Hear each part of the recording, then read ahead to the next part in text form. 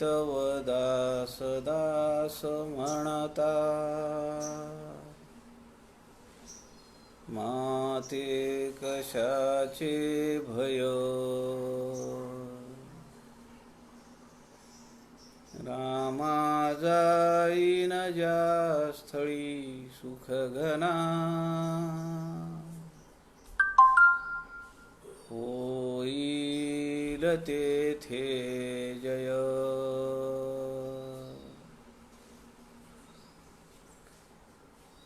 रामाया भुवनात्रयी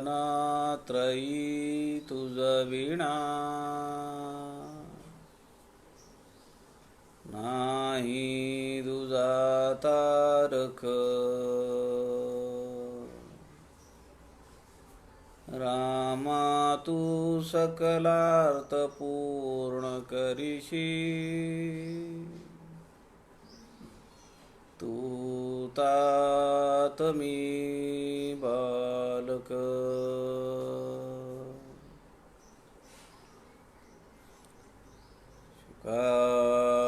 सारिखे पूर्ण वैराग्य ज्याचे,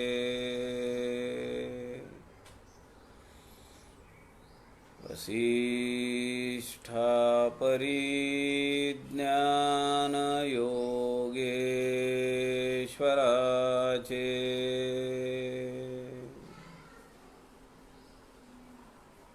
कवी वाल्मिकी सारिखा मान्य ऐसा,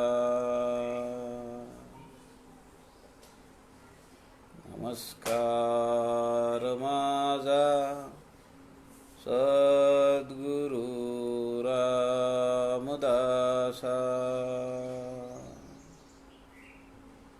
जय जय रघुवीर समर्थ, सब संतन की जय.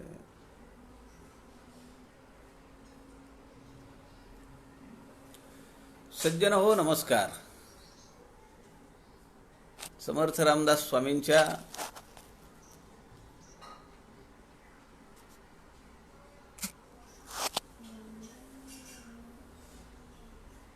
वाङ्मयाचं चिंतन आपण सध्या करतो आहोत.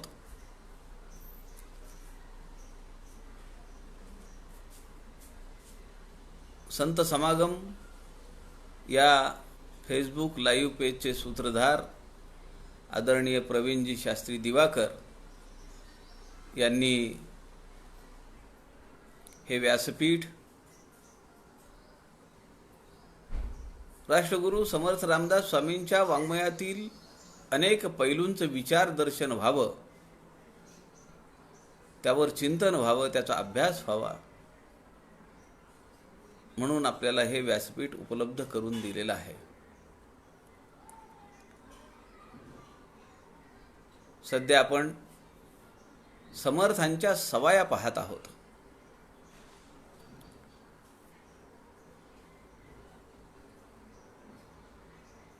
वारांच्या सवाया आपण पाहतोय. आज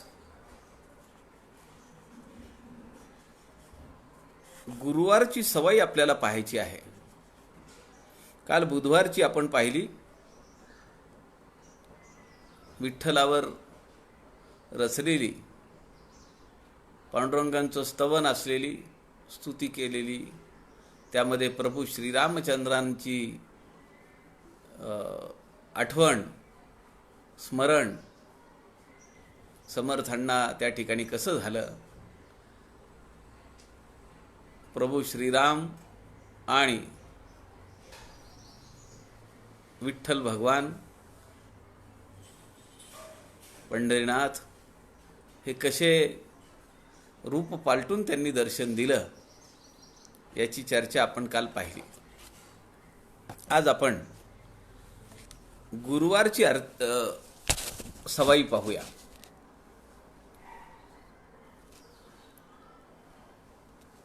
सारासार नीती न्याय सारासार नीती न्याय मुख्य भक्तीचा उपाय संत संगे वीण काय वाया जाय सर्वही. आधी कर्माचा प्रसंग, आधी कर्माचा प्रसंग शुद्ध उपासना मार्ग ज्ञाने उद्धरती जन येथे संदेह नाही. देहे निरसन करावे, देहे निरसन करावे महावाक्य विवरावे तेणे संसारी तरावे काळ नासतो आहे. जयास नाही येणे जाणे,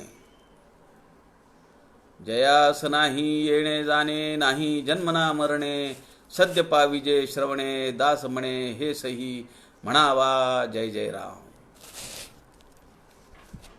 या सवाईमध्ये कुठल्या देवतेचं वर्णन नाहीये, कुठल्या पंचमहाभूताचं वर्णन नाहीये, कुठल्या स्थळाचं वर्णन नाहीये. शुद्ध उपासना मार्गाचं वर्णन या सवाईमध्ये समर्थांनी सांगितलेलं आहे. सारासार नीती न्याय. सार असार काय, नित्य अनित्य काय, आत्म अनात्म काय याचा विचार, सारासार नीती न्याय मुख्य भक्तीचा उपाय.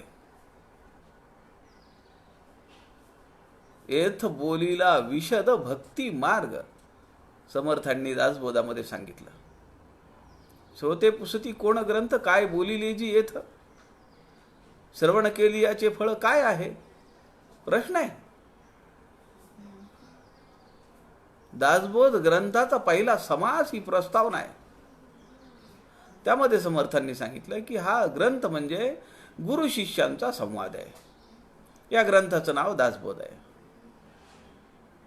या ठिकाणी शुद्ध भक्तीचा मार्ग सांगितलेला आहे. तो मुख्य भक्तीचा उपाय समर्थ या सवाईमध्ये आपल्याला सांगतायत. संत संगे वीण काय वाया जाय सर्वही. म्हणून संतांचा सहवास असणं गरजेचं आहे. मनाच्या श्लोकामध्ये कर्म उपासना ज्ञान आणि मोक्ष अशी संकल्पना सांगितलेली आहे. जे ज्ञान प्राप्त झालेलं आहे ते टिकवून ठेवायचं असेल, त्याचं रक्षण करायचं असेल तर संतांच्या सहवासाशिवाय दुसरा उपाय नाही आहे. संत संगे वीण काय वाया जाय सर्वही. काही मिळवा तुम्ही, परब्रह्म स्वरूपाची प्राप्ती झाली, त्याच्याशी तदाकारता झाली आणि पुन्हा जर आपण आपला मार्ग सोडला, दुर्जनांचा सहवास केला तर ते ज्ञान टिकणार नाहीये. पुढे समर्थ म्हणतायत आधी कर्माचा प्रसंग. अगोदर कर्म केलं पाहिजे. कर्मे ईशू भजावा भगवंतानी सांगितलेलं आहे.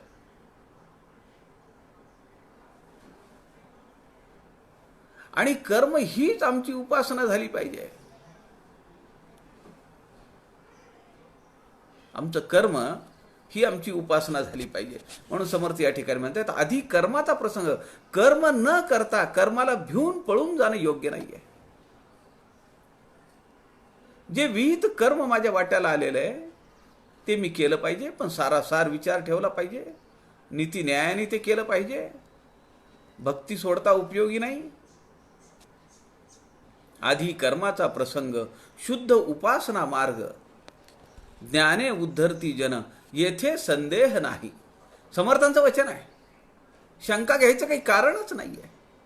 अशा पद्धतीनं जर मनुष्याने आपलं जीवन जगलं तर या मानवी नरदेहाचं जे इप्सित साध्य करायचे, जे ध्येय साध्य करायचे ते नक्की मिळणार, संदेह नाही. देहे निरसन करावे महावाक्य विवरावे तेणे संसारी तरावे काळ नासतो आहे. आजचा क्षण पुन्हा येणार नाही. काळ नासतो आहे म्हणजे तो हातून जातो, तो पुन्हा वापरता येत नाही. समर्थ एका ठिकाणी म्हणतात, किती समर्थ रामदासांनी म्हणजे आपल्याला अचंबा वाटेल, आश्चर्य वाटेल.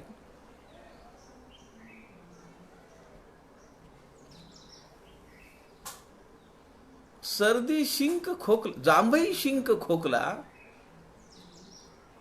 तेवढा काळ व्यर्थ गेला.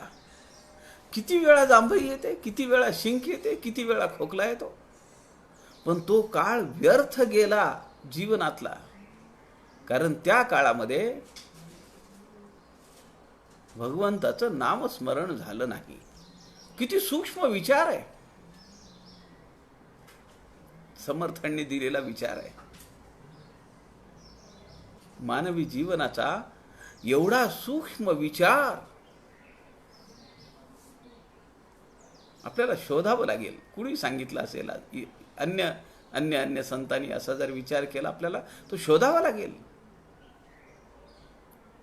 जांभई शिंक खोकला, आयुष्याचा काळ गेला.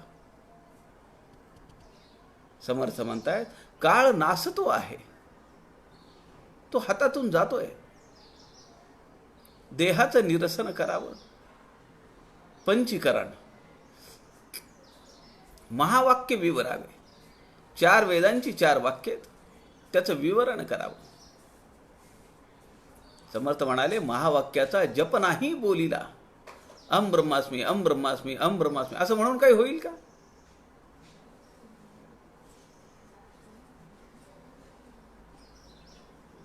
अयनात्मा ब्रह्म, प्रज्ञानम ब्रह्म, तत्वमसी, अहम ब्रह्मास्मी, या 4 महावाक्यांचं विवरण केलं पाहिजे. महावाक्य विवरावे. विवरिता विशेषा विशेष कळो लागे, दासबोधामध्ये समर्थ म्हणतात. विशेष कळेल, विशेष कळेल, अजून कळेल, पण ते विवरता आलं पाहिजे. ज्यास नाही येणे जाणे, नाही जन्म ना मरणे. जो असं विवरतो, असं राहतो, सारासार नीती न्याय, भक्ती करतो, सारासार विचार करतो, नीती न्यायाने वागतो, कायम संतांच्या सहवासात राहतो, कर्म ही उपासना समजतो, त्यात आसक्त होत नाही, विहित कर्म करून मोकळा होतो, पंचीकरण करतो. नक्की माझं काय आहे, मी म्हणजे कोण आहे, मी कशासाठी इथं आलो आणि मला कुठं जायचंय, याचा विचार जो करतो, समर्थ म्हणतात, तो संसारी तरुण जातो. त्याला जाणं येणं नाहीये. जन्म मरणाचा संबंध त्याचा संपला.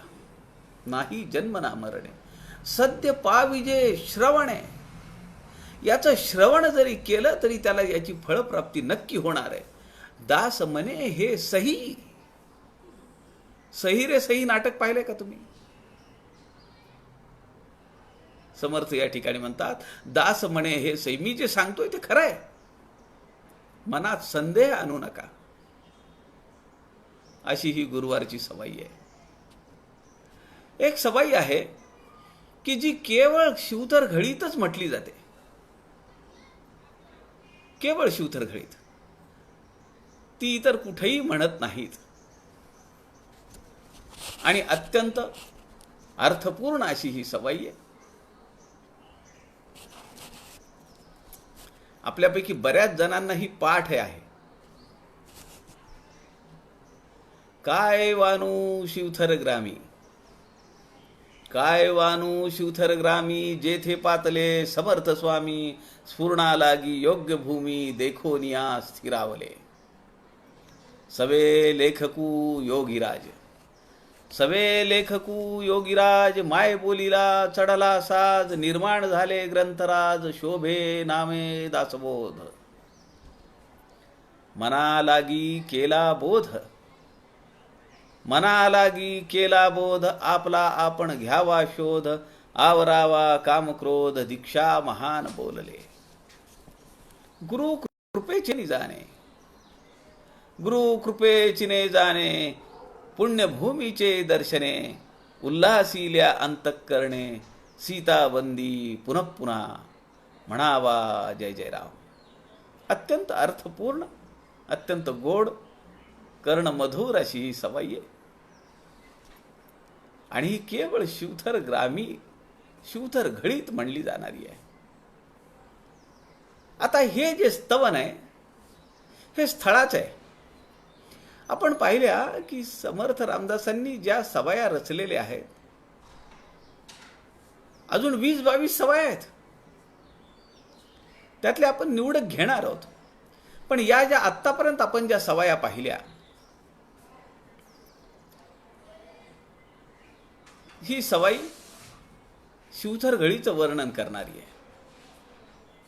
काय वानू शिवथर ग्रामी, जेथे पातले समर्थ स्वामी, स्फुरणा लागी योग्य भूमी, देखोनिया स्थिरावले.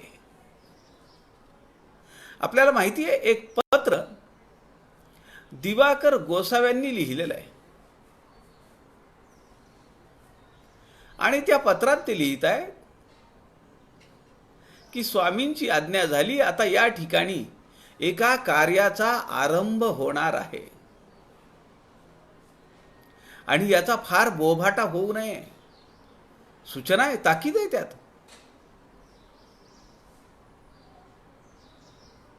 सोळाशे 1656 वगैरेचा काळ आहे हा. 1654 1655चा काळ आहे. समर्थ घळीमध्ये आहेत.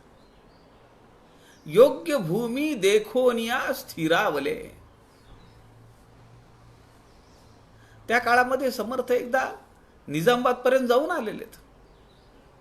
पण एवढा काळ समर्थ शिवथर घळीत राहिलेले आहेत. काय वानू शिवथर ग्रामी, जेथे पातले समर्थ स्वामी, स्फुरणा लागी योग्य भूमी, देखोनिया स्थिरावले. इथं स्फुरण होत आहे, काहीतरी विशेष कार्यभाग आहे, रामाला आपल्याकडनं करून घ्यायचा आहे. दाशरथी रामाची वचने.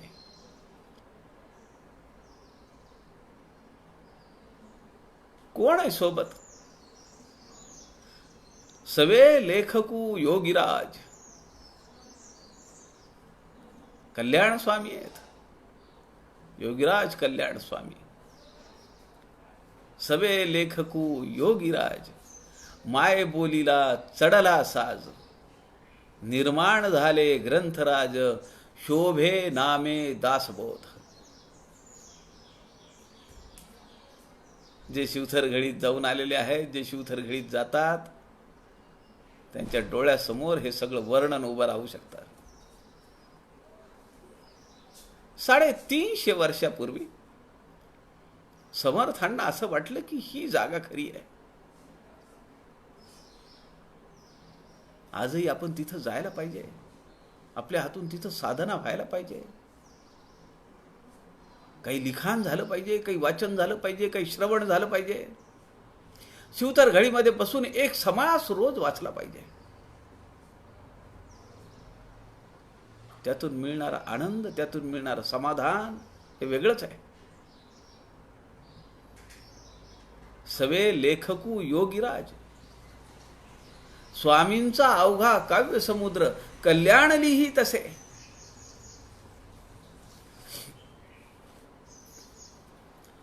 कायम कल्याणांच्या खांद्यावर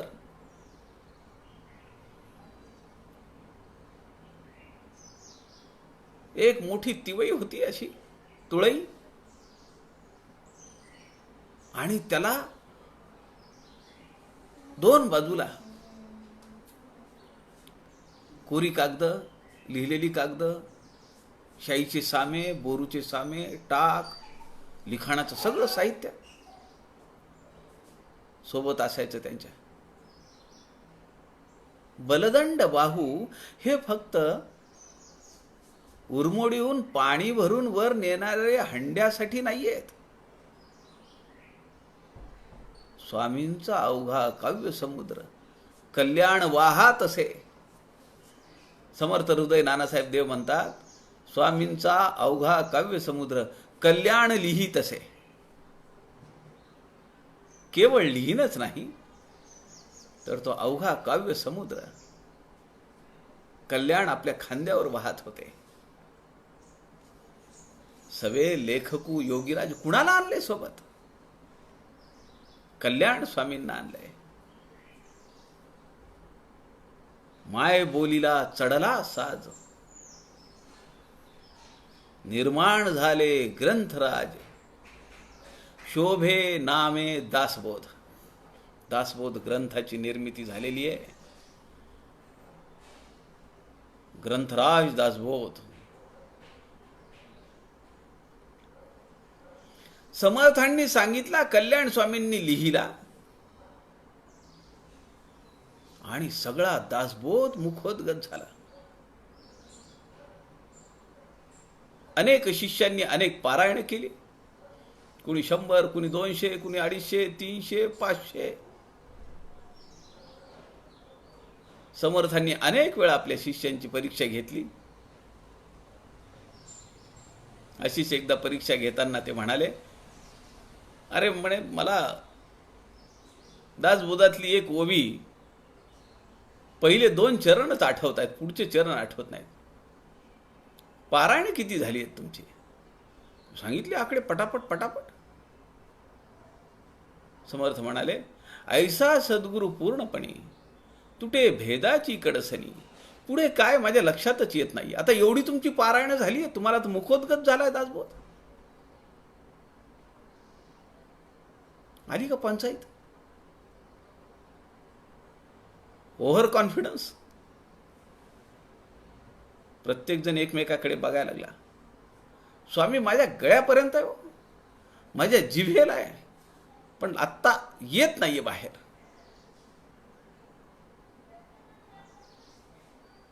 कल्याण स्वामी आमचे शेजगर सारवत होते. ते हात धुवायला बाहेर आले. शेणाचे हात आहेत. समर्थांनी आवाज दिला, म्हणाले, कल्याणा.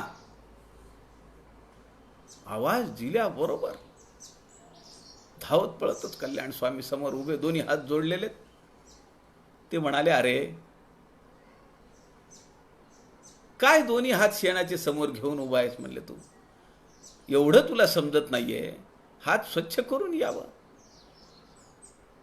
पण म्हणले, काय तुला बोलवण्यात काही अर्थ नाहीये,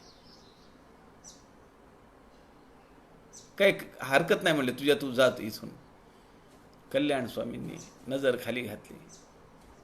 अत्यंत सद्गदित होऊन ते म्हणाले, स्वामी तुम्ही मला बोलावलं म्हणजे काहीतरी काम आहे, सांगा ना. ते म्हणाले, अरे मी तुला विचारलं असतं, पण आता तुझं पारायण किती झाली आहेत आणि तू तर नुसता घरका कामं करतो म्हणले. अशी सगळे मला सांगतायत.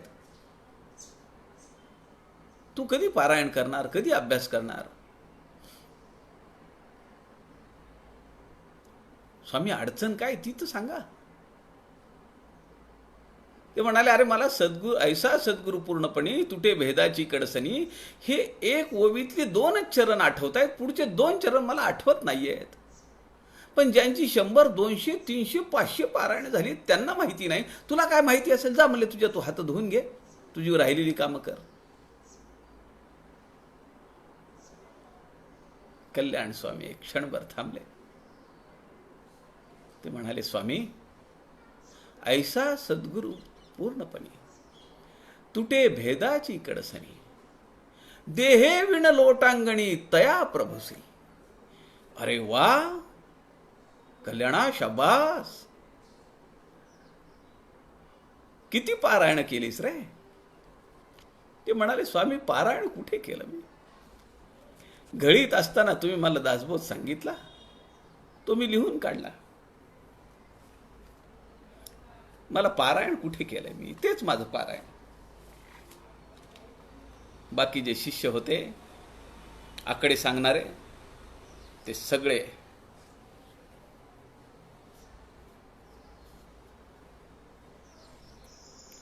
असहाय्य नजरेनं बघायला लागले. ज्याचे कागाळ्या आपण केल्या की हा फक्त काम करत राहतो, याला काही अध्यात्म नाहीये, धर्मग्रंथाचा अभ्यास नाही, ग्रंथराज दासबोधाचा अभ्यास नाही, इतर ग्रंथांचा अभ्यास नाहीये, शास्त्रांचा अभ्यास नाहीये. पण म्हणले काय, त्याला मुखपाठ आहे सगळा. आपल्याला जर असं वाटत असेल की हे मुखपाठ व्हायला पाहिजे, आजही याची प्रचिती घ्या. घळीमध्ये जाऊन बसा, शिवथर घळीत जाऊन बसा. किती दिवस करणार हो आपण. माझं हेच राहिलं, माझं तेच राहिलं, माझ्या घरी तेच येणार आहेत, माझ्या घरी तेच हे येणार आहेत. सुनेचं बाळांपण, मुलीचं बाळांपण हे संपणार आहे का. ते आपण विशेषत्वाने अंतःकरणावर ठसवलं पाहिजे. निरूपणी हे सद्वृत्ती होते, स्थळत्याग होता सवेची जाते. काय करू रे क्रिया घडेना, तुझ वीण रामा मज कंठवेना. अशी स्थिती कधी होईल.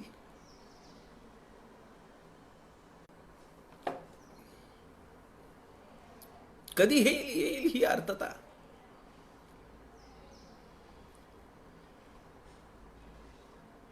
पुढच्या महिन्यामध्ये, फेब्रुवारीमध्ये घळीमध्ये व्यवस्थापक म्हणून कुणी माणूस मिळेना. ऐन वेळेवर ज्यांना यायचं होतं त्यांचं आजारपण निघालं.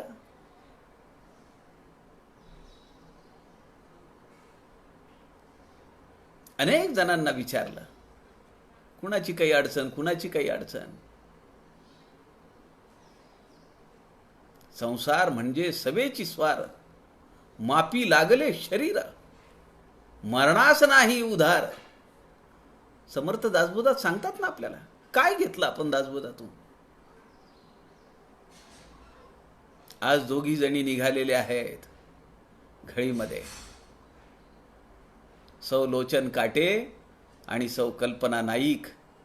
1 महिन्यासाठी, फेब्रुवारी महिना, मासिक व्यवस्थापक म्हणून निघाल्यात दोघी. आम्हाला जमत नाही ते. जसा वेळ मिळेल तशी आमची ओढ असली पाहिजे घळीची.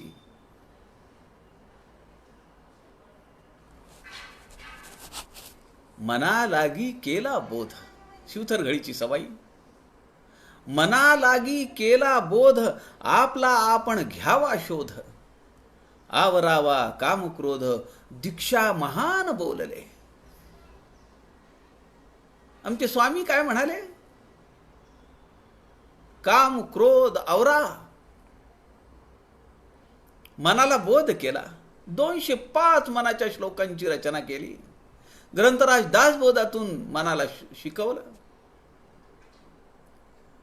आपला आपण घ्यावा शोध. मी कोण आहे, माझं मूळ स्वरूप काय, माझ्या जन्मात औचित्य काय, कशासाठी मी जन्माला आलो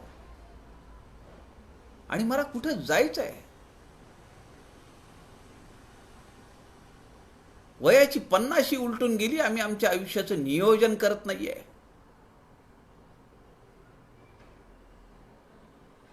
मी बऱ्याच जणांना विचारलं मागच्या महिन्यात,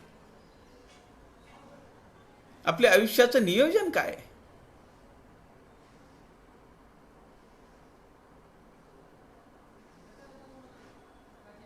काही नाही, अजून ठरवलं नाही. अहो आता कधी ठरवणार.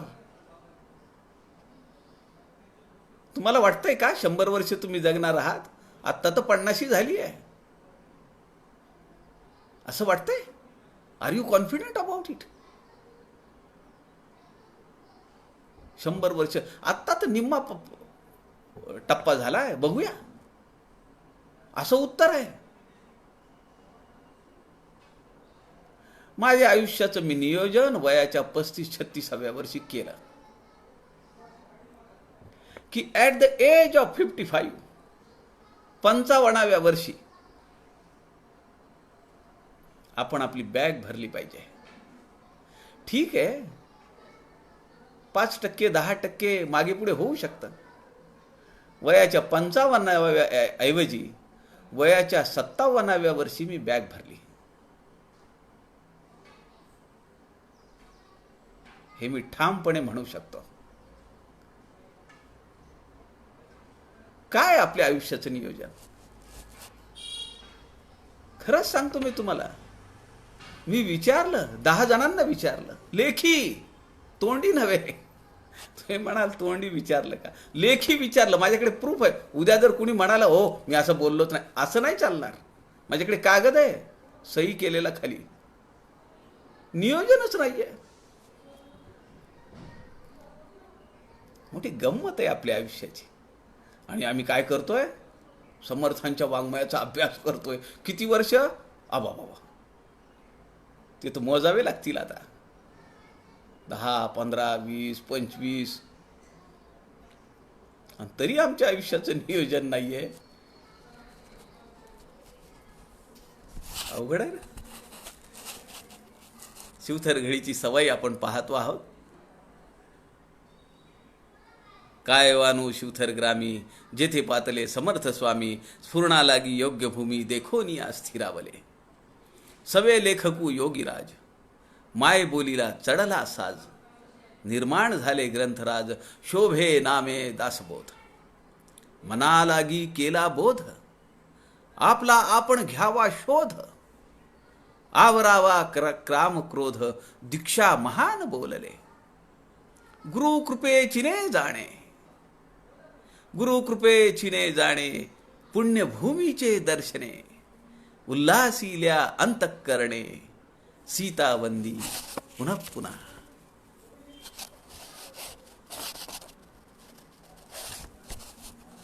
गुरु कृपेची जाणे. गुरूंची कृपा झाल्यानंतर, सद्गुरूंची कृपा झाल्यानंतर पुण्यभूमीचे दर्शने. वारंवार दर्शन घडलं पाहिजे. वारंवार शिवथर घडीत राहता आलं पाहिजे. तर आपल्यावर सद्गुरूंच्या कृपेचा वर्षाव होतो आहे हे आपल्या मनात ध्यानात यायला पाहिजे. उल्हासिल्या अंतःकरणे, सीतावंदी पुन्हा पुन्हा. कोण आहे सीता? मला सुरुवातीला वाटायचं सीता रामाची बायको सीता, ती शिवतर घडीची सवय कशी काय?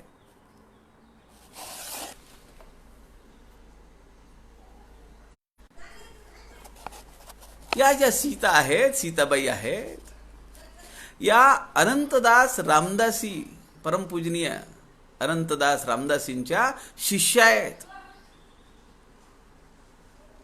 आणि त्या म्हणतायत सीता वंदी पुन्हा पुन्हा.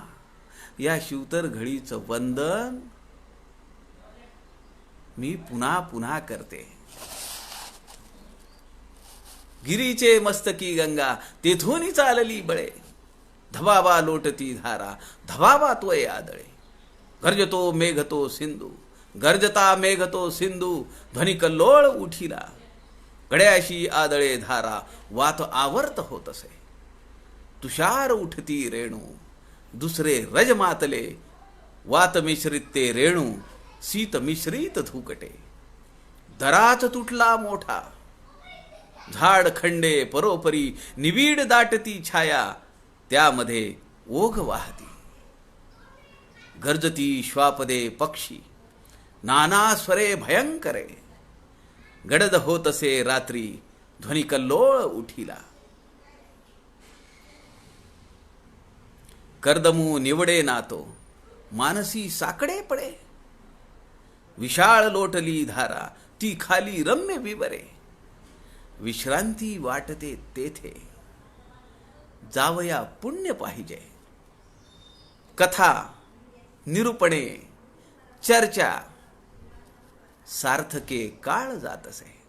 शिवथर घडीचं महात्म्य आहे.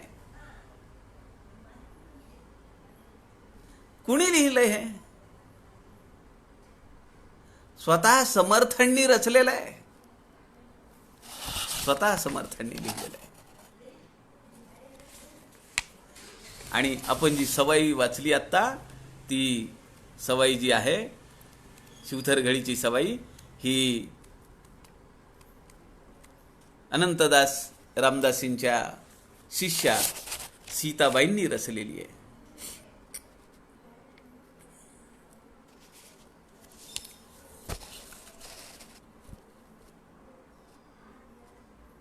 समर्थांवरची एक सवाई आहे. जसवंत नावाच्या कवींनी ही सवाई रचलेली आहे. ही सवाई शेवटची आहे. शेवटची म्हणजे जे उपासनेचं जे पुस्तक आहे घडीचं किंवा गडाचं, त्यामध्ये ही शेवटची सवाई लिहिलेली आहे. पण या व्यतिरिक्त अजून 20-22 सवाई आहेत समर्थांनी रचलेल्या. आता ही सवाई शेवटची ही काही समर्थ रचित नाही आहे, परंतु समर्थांचं गुणगान करणारी ही सवाई आहे आणि जसवंत नावाच्या कवीने ही लिहिलेली आहे. हिंदी आहे. काय म्हणतीये ही सवाई? साचा उपदेश देत, साचा उपदेश देत, भली भली मती देत, समता समबुद्धी देत, कुमती कू हरत है. मार्ग कू दिखाव देत, मार्ग कू दिखाव देत, भाव देत, भक्ति देत, प्रेम की प्रचीत देत, आभार भर भरत है. ज्ञान देत, ध्यान देत, ज्ञान देत, ध्यान देत, आत्म को विचार देत, ब्रह्म को बताए देत, ब्रह्ममय करत है. मूढ़मती कहे जसवंत, मूढ़मती कहे जसवंत, नाहे जन कछु देत, श्री गुरु निशिदिन देत, की देवो ही करत है. कहिए जय जय राम, म्हणावा जय जय राम. कवी जसवंतांनी ही रचलेली सवाई आहे. साचा उपदेश देत, भली भली मती देत, समता समबुद्धी देत, कुमती कू हरत है. कवी जसवंत सांगताय, आमचे समर्थ रामदास काय करतात? आम्हाला खरा उपदेश करतात. साचा उपदेश, सत्य उपदेश. साचा उपदेश देत, भली भली मती देत. स्वराज्यावर आलेल्या अनेक संकटांना कसं तोंड द्यायचं आहे, मानवी जीवनावर आलेल्या संकटांना, आसमानी सुलतानी संकटांना कसं समोर व्हायचं आहे, कसं फेस करायचं आहे, कसं त्या समस्यांशी युद्ध करायचं आहे, ती बुद्धी आमचे स्वामी देतात. समता समबुद्धी देत, कुमती कू हरत है. सगळ्यांच्या प्रती समान बुद्धी आहे, प्रेम आहे. समता समबुद्धी देत, कुमती को, अविद्या जेवढी आहे, जेवढी कुविद्या आहे,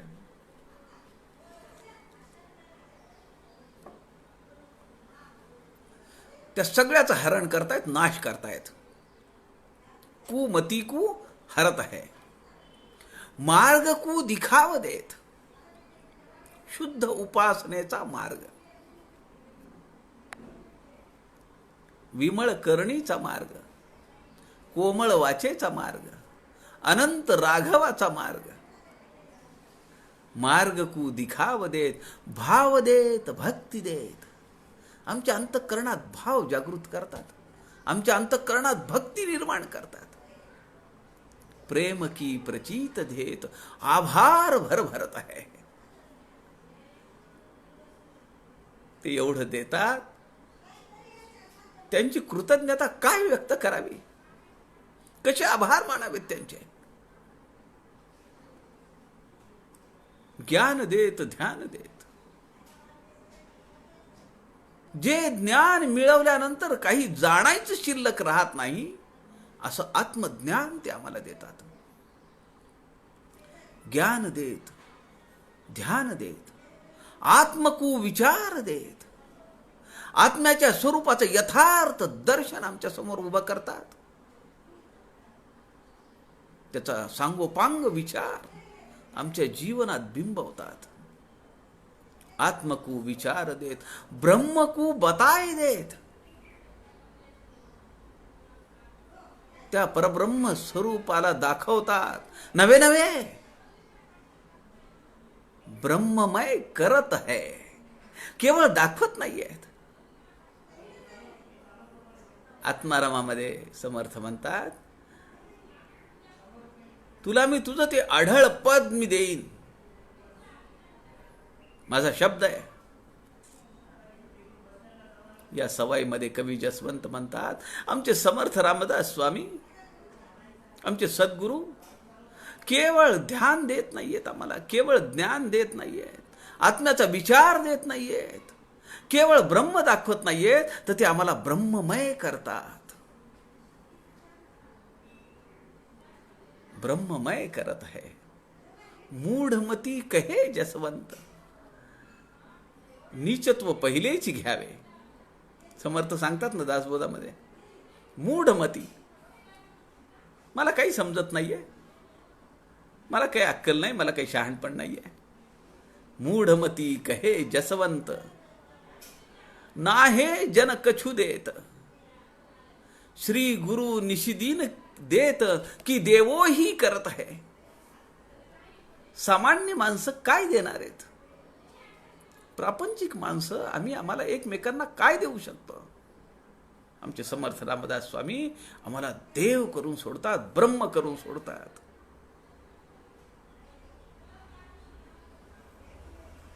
गडावर किंवा घळीवर जी उपासनेची पुस्तकं आहेत, त्यामध्ये ही शेवटची सवाई आहे. आत्तापर्यंत आपण साधारण 15-1 सवाया पाहिल्या. काही सवाया की ज्या या पुस्तकात नाहीयेत, त्या आपण आज आणि उद्या पाहू. म्हणजे समर्थांच्या सवाया हे प्रकरण आपल्याला थांबून दुसऱ्या प्रकरणाकडे जाता येईल. मी आपल्याला म्हणालो तसं अजून 20-22 सवाया आहेत, पण त्या सगळ्या न पाहता त्यातल्या काही ठराविक पंचभूतावर आधारित सवाया आहेत. त्यांचं गुणगान स्तवन करणाऱ्या सवाया आहेत, स्थळांचं वर्णन करणाऱ्या सवाया आहेत, देवादी देवांचं वर्णन करणाऱ्या सवाया आहेत. त्यातल्या काही प्रासंगिक किंवा विशेष सवाया आपण घेऊ. एक सवाई आहे, पंचवटीत कपटी रावण. रावणाचं स्वरूप यथार्थ दर्शन या सवाईमध्ये आहे. थोडा विनोदी आहे.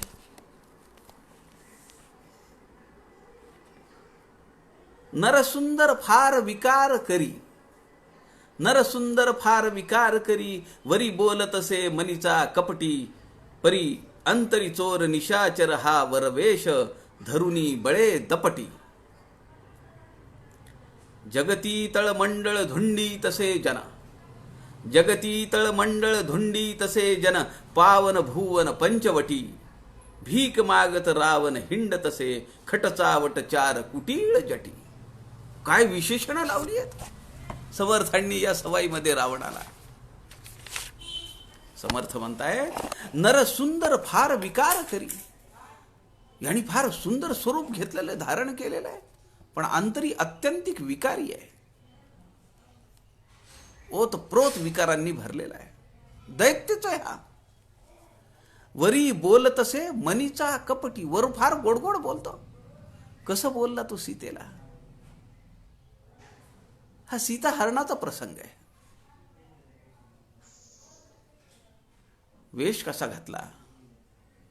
साधू वेशात आला, भिक्षा मागण्यासाठी आला, वर गोडगोड बोलतोय. वरी बोलतसे मनीचा कपटी, परी अंतर चोर निशाचर हा वरवेश, धरुनी बळे दपटी. अंतःकरणामध्ये याच्या वेगळाच भाव आहे. वरून वेश तर साधूचा घेतलाय, परंतु त्याचा स्वभाव कसा आहे? धाक देणारा आहे. जगती तळ मंडळ धुंडी तसे जन, हा शोधत आलाय. काय शोधतोय हा? जगती तळ मंडळ धुंडी तसे जन, पावन भुवन पंचवटी. या पंचवटीमध्ये पावन भूमीमध्ये त्याला काही जागा शोधायची आहे. भीक मागत रावण हिंड तसे, खट चावट चार कुटील जटी.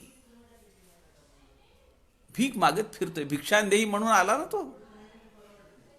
वरून साधूचा वेश घातलाय. अंतःकरणामध्ये अनेक विकार भरलेले आहेत. हा दैत्य आहे, ह्याचा मोठा दबाव आहे, ह्याचा मोठा धाक आहे. अहो, देवांना ज्यांनी बंदी करून टाकलं, सामान्य माणसाची काय कथा आहे.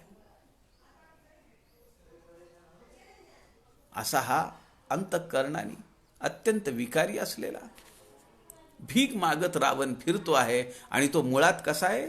खट चावट चार कुटील जटी. अत्यंत कुटील आहे, कामविकारी आहे, खटनट आहे, उद्धट आहे, मुजोर आहे. असा हा रावण. ही त्याच्यावरची 2 कडव्यांची एक सवाई समर्थ रामदासांनी रचलेली आहे. उर्वरित काही सवायांचा विचार आपण उद्या दुपारी 3 वाजताच्या सत्रामध्ये करूया. आपल्या सगळ्यांच्या अंतःकरणातील परमेश्वरास अभिवादन करतो. झालेली सेवा समर्थांच्या चरणी अर्पण करतो. जय जय रघुवीर समर्थ.